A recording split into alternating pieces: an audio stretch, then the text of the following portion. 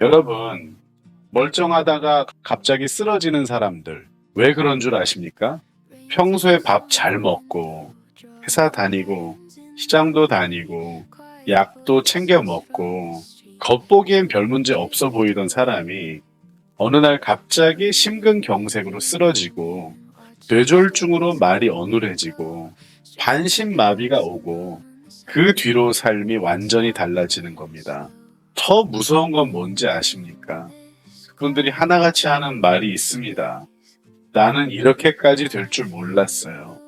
그런데요, 몸은 이미 오래전부터 신호를 보내고 있었습니다. 배가 나오기 시작했고, 혈압이 조금 올랐고, 공복 혈당이 경계라고 했고, 콜레스테롤 수치가 높다라고 했고, 지방간이 있다고 했고, 자꾸 피곤하고, 침에 몸이 붓고, 잠을 자도 개운하지 않았습니다. 문제는 대부분 이걸 나이 드니까 그렇지 하고 넘긴다는 겁니다. 절대 아닙니다. 그건 단순한 노화가 아니라 혈관이 망가지기 시작했다는 경고일 수 있습니다. 특히 더 위험한 건 나 약 먹고 있으니까 괜찮아 이 안심입니다. 약을 먹는다고 내 혈관이 젊어지는 건 아닙니다. 약을 먹는다고 배에 낀 지방이 저절로 사라지는 것도 아닙니다. 약을 먹는다고 망가진 간과 근육이 회복되는 것도 아닙니다.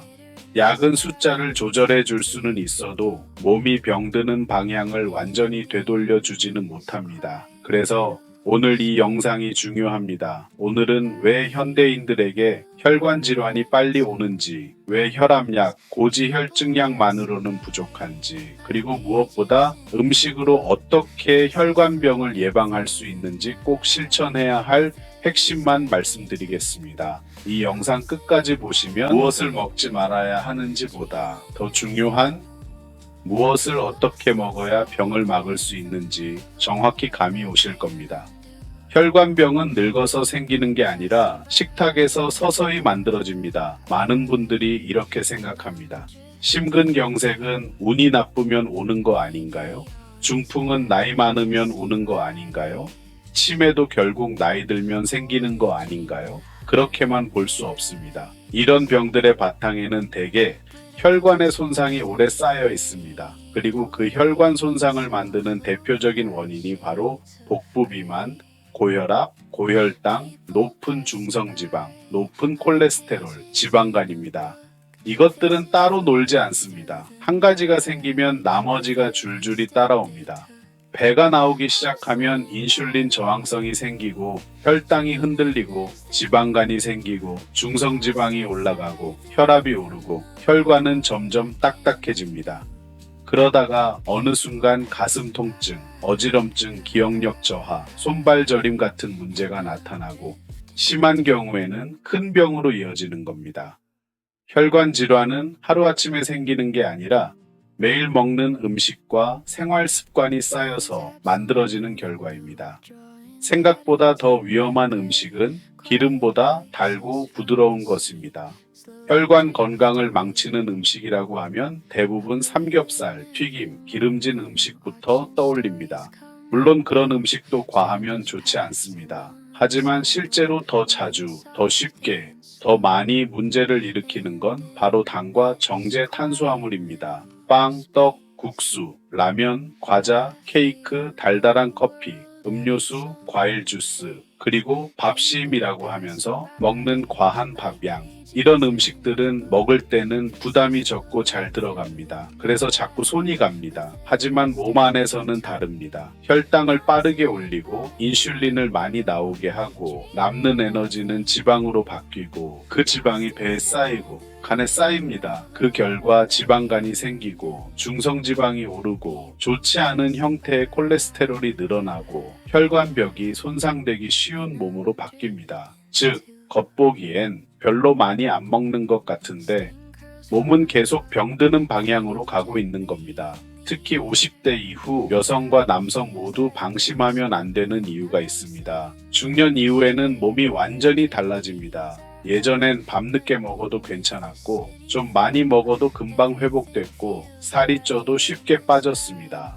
그런데 50대 전후가 되면 근육이 줄기 시작하고 기초대사가 떨어지고 복부에 지방이 잘 쌓입니다. 특히 여성분들은 폐경전후로 몸의 변화가 크게 옵니다. 전에는 티가 안 나던 마른 비만이 갑자기 배로 드러나기 시작합니다. 팔다리는 가늘어도 배가 나오고 혈당이 오르고 콜레스테롤 수치가 확 뛰고 지방간이 생기는 경우가 많습니다. 남성분들도 마찬가지입니다. 젊을 때부터 이어진 회식, 음주, 운동 부족, 늦은 야식 습관이 중년 이후에 한꺼번에 대가를 치르게 합니다. 그러니까 지금 배가 나오고 있다, 건강검진 수치가 흔들리고 있다, 아침이 개운하지 않다, 이건 가볍게 볼 일이 아닙니다. 음식으로 병을 막으려면 제일 먼저 밥상 구조를 바꾸셔야 합니다. 자, 그럼 어떻게 먹어야 할까요?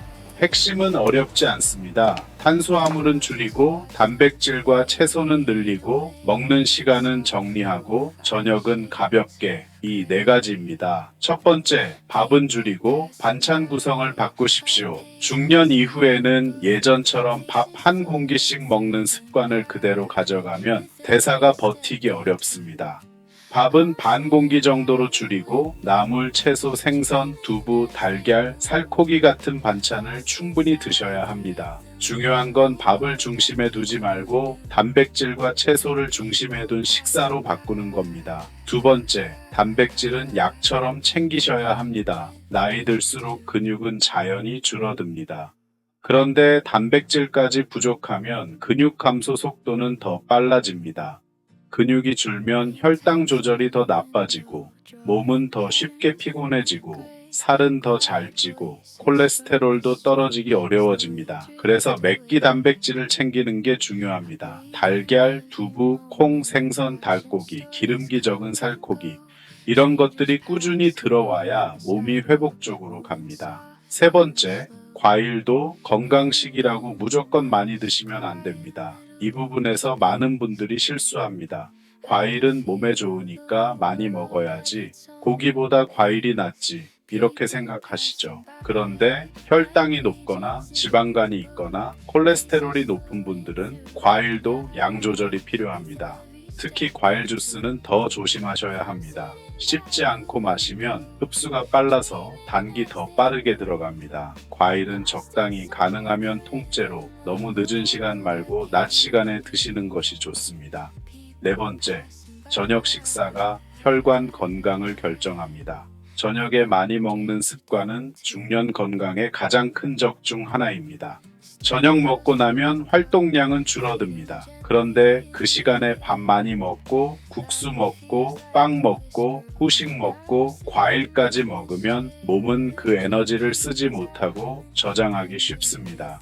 그 결과가 복부 비만, 지방간, 야간 혈당 문제, 아침 피로입니다. 저녁은 탄수화물을 줄이고 단백질과 채소 위주로 가볍게 드십시오.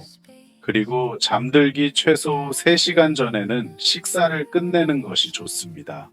혈관을 살리려면 먹는 것만이 아니라 안 먹는 시간도 필요합니다. 몸은 쉬는 시간이 있어야 회복됩니다.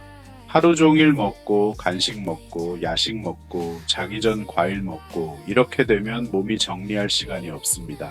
특히 저녁부터 다음날 아침까지 12시간 정도 공복 시간을 확보하면 혈당과 인슐린이 안정되는 데 도움이 됩니다. 거기에 숙면까지 더해지면 몸은 훨씬 회복하기 쉬워집니다. 잠이 부족하면 식욕이 더 올라가고 붓고 단계 당기고 염증이 커지고 혈관 건강도 나빠집니다. 그러니 좋은 음식만 찾을 게 아니라 먹는 시간과 자는 시간까지 함께 봐야 합니다. 지방간은 조용하지만 무서운 경고입니다.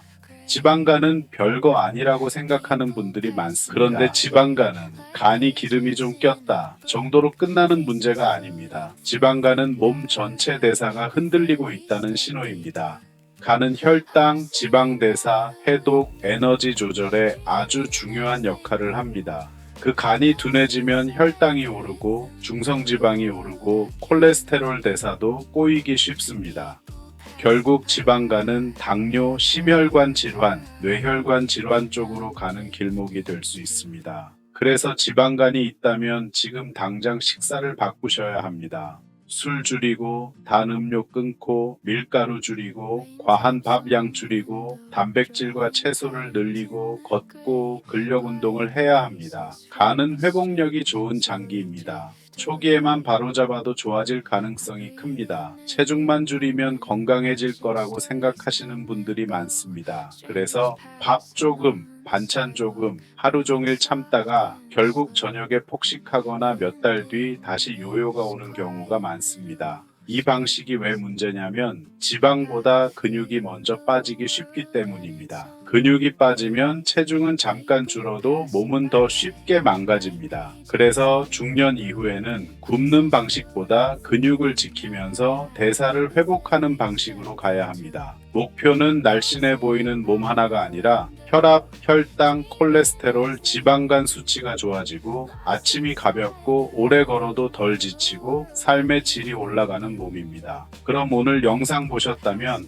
이 4가지만 먼저 시작해 보십시오. 첫째, 밥량을 지금보다 줄이십시오. 둘째, 맵기 단백질 반찬을 꼭 넣으십시오. 셋째, 과일 주스, 빵 간식, 달달한 음료, 야식부터 끊으십시오. 넷째, 저녁을 일찍 가볍게 드시고 하루 한 번은 꼭 몸을 움직이십시오. 이렇게만 해도 배가 덜 나오고 몸이 덜 붓고 아침 컨디션이 달라지고 검사 수치도 변하기 시작합니다. 여러분, 혈관병은 어느 날 갑자기 떨어지는 재앙이 아닙니다. 대부분은 오랜 시간 쌓인 습관의 결과입니다. 하지만 반대로 말하면 지금부터 바꾸면 미래도 바꿀 수 있다는 뜻입니다. 약에만 기대지 마십시오.